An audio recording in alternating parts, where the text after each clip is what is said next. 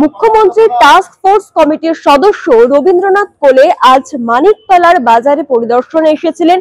প্রথমে যেমন তিনি মাছ মাংসের বিক্রেতাদের সাথে কথা বলেন, তাদের বাজার দর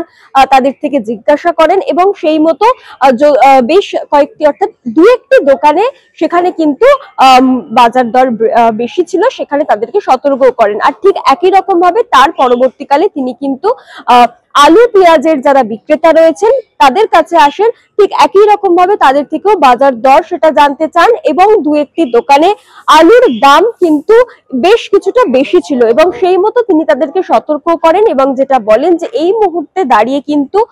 বাজারে আলুর পরিমাণ যথেষ্ট পরিমাণে চলে এসছে এবং সেই কারণে আলুর দামও কমেছে এবং যে কটি দোকানে আলুর দাম এখনো পর্যন্ত বেশি রয়েছে তাদেরকে তিনি সতর্ক করেন এবং সঠিক দামে আলু